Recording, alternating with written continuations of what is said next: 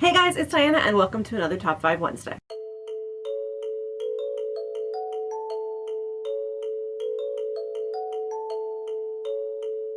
Top 5 Wednesday is hosted by Lainey from Ginger Reads Lainey and Sam from Thoughts on Tomes. And every week they post a topic in which we post a top 5 list. This week's topic is books you thought you would hate but ended up loving. Now I don't know about you, but I don't actually read books that I think I'm gonna hate. If I think I'm not gonna be interested in a book, I won't read it. If it sounds like something that I wouldn't like, I won't read it. So I am modifying this list slightly. It's books that I didn't realize that I would love as much as I did. This is usually because I either didn't know the book was coming out, I forgot the book was coming out, or it was one of those books I threw on my TBR because I might want to read it at some point eventually. Because essentially I use Goodreads to track every book I might possibly have a slight interest in reading at some point in my life, which is why my TBR is over 1,000 books.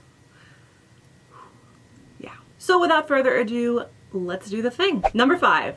Susan E's Angel Fall. I didn't know much about this book. I found it through a Kindle monthly deal. I love the Kindle monthly deals because they often have books on sale for like 99 cents or $1.99 or $2.99. This was 99 cents and I was like, you know what? I like YA, I like dystopian. And back when the angel books were big in the YA market, I even liked some of them. Although now I wonder why sometimes. This is a dystopian book set in the future where angels have invaded Earth and they have pretty much taken over and they're kind of assholes. The main character, Penryn, has been trying to keep her mother and her sister alive in this wasteland for like ever. And she's getting real tired of this shit. Her sister is taken, she goes on an epic quest to get her back, she teams up with a rogue angel who's been badly injured, and they work together to sort of meet their end goals. I really liked Penryn as a character. She's tough as nails, she don't give a shit, she's not preoccupied with saving the world, she literally gives no fucks about humanity. She is just there for her family, get out of her way. I just like the gritty dystopian feel to it. There's also some horror aspects of it in that there are like human experiments that are fused with other like weird arachnid crazy animals due to some scientific experimentation gone horribly wrong. And this book is a masterclass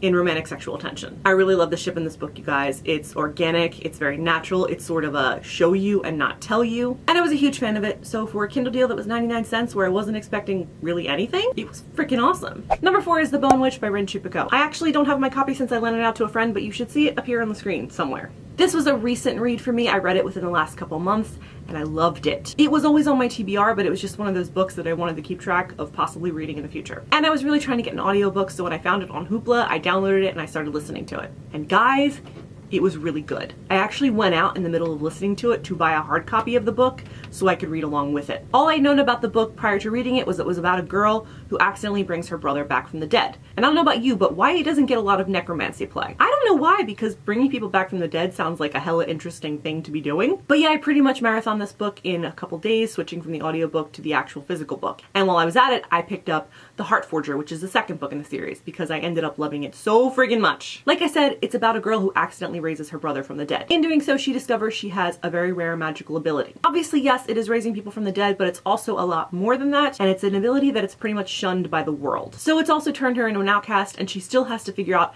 how to hone and use these powers while living with them, under the rather disdainful and watchful eye of society. Guys, it's really cool. I often say this is a perfectly executed book. There is not a single thing I would change about it. Every moment I was reading it, I was engaged, I was excited, I was waiting to see what would happen. I liked the characters, I liked the world, I liked the cultural aspects, I liked the writing. Everything about this book was pretty much fucking flawless. So if you haven't read it, I highly, highly, highly recommend it. Number 3. Trouble is a Friend of Mine by Stephanie Tromley. This is on the list because I didn't know this book existed. I had just finished the first Charlotte Holmes book and I had took to Twitter to ask why there wasn't more YA mysteries out there. Teens figuring out crimes, teens doing detective work. I just really wanted to read a mystery. And someone had come onto my feed and said, you should check out Trouble is a Friend of Mine. I think you would like it. It's definitely a teen YA mystery. And they were right. I can't remember who you were that recommended it to me. I'm sorry, but thank you. The book follows Zoe, who when she meets Digby is taken on the whirlwind ride of her life. Digby is the town's sort of outcast troublemaker, crime solver, mystery person. He's got this whole tragic backstory embroiled in a mystery that he's been trying to solve forever. She ends up unwittingly looped into his plans to pretty much investigate like everything and anything. And at first she doesn't really like him, she's just sort of dragged along in all his missions, but she ends up really caring about him and together they sort of just conquer the world and figure shit out. There are lots of little subplots. There is one overriding, overarching mystery that they're working on, but basically it's just them doing their day-to-day thing, finding themselves in trouble and figuring out ways to get out of it. It also features a lovable cast of side characters that I just freaking adore. All of them, every single one of them surprises you in the strangest of ways. It's a lot of fun, and the writing actually reminds me of Veronica Mars. It's witty and clever and funny. You're gonna laugh out loud when you read this book. This is the first book in the series. Luckily, I started reading this right before the second book came out, so when I finished this one, I went right into the second one, and I had to wait another year for the third, which I still haven't read because yeah, I do that sometimes. Even if I really love a book and want to read it when it comes out, I just sort of let it sit for like a year. But if you like teen detectives, Veronica Mars, mystery, Sherlock Holmes, definitely give this book a shot. Number 2, In Other Lands by Sarah Rees Brennan. I also don't have my copy of this book, so I will put it up on the screen. I lent it out to my best friend, but this book, like, was just perfect. It was kind of like a subversion of every trope in YA literature in one book. Purposefully though. And very obviously. It's about a guy named Elliot who gets to go to magic school. He's not like super excited about the magic school part, but it's gotta be better than where he's at right now, so he goes. Unfortunately, it means he has to give up all technology, his clothes don't work since everybody wears different sort of clothes than jeans and t-shirts there, and he's kind of an outcast. But he does think magic is super cool, although the rest of the stuff that comes with it, maybe not so much. And he makes 2 good friends, Serene by choice, Luke by association, and it is a story of their adventures while they're in magic school. This book actually follows them through the entire course of their educational career. So year by year, it takes you through their magic school journey. The trials and tribulations of young love, of crushes, of war, of friendship, of complicated relationship dynamics. The whole 9 yards, this book explores it all. And the whole subversion of the tropes is very obvious and blatant, which is probably why it didn't work for some people, because a lot of people think subversion should be subtle. But Sarah Rees Brennan is more like, this is what I'm doing. I hope you enjoy the show. And I did very much enjoy the show. This book is another clever, funny, laugh out loud book, which I guess we're finding a trend here. So if this sounds like something you would enjoy, definitely check it out. Number 1 is The Raven Boys by Maggie Stiefvater. I know this is gonna sound crazy because this is a very popular book, but I bought it, I think, literally in the weeks after it had come out. I didn't know anything about it. I had actually walked by it in Barnes & Noble. I took a look at it and I said, Jesus, that cover is ugly. And I picked it up. And I still think this book cover is not that great. But I did read the back flap and I was like, okay, Dead Welsh Kings. All right, I can roll with that, simply because it seemed weird and different and out there, and I wanted to see what it was about. I loved this book from the first sentence.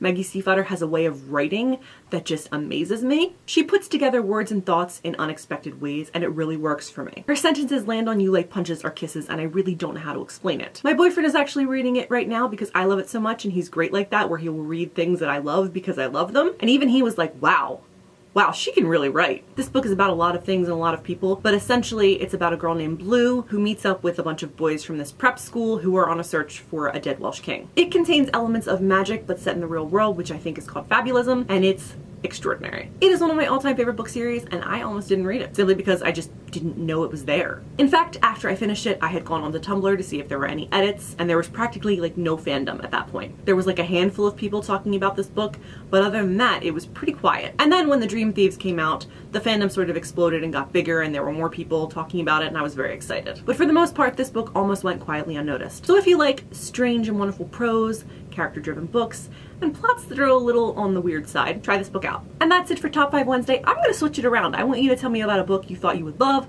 but ended up not liking. Of course, if that doesn't apply, you can tell me about a book you ended up loving that you didn't think you would. Or just tell me what you had for breakfast. I don't care. Let's talk in the comments. Casual reminder that if you like my videos, please consider liking and subscribing. Thank you. Guys, have a fantastic day and be excellent to each other. Bye!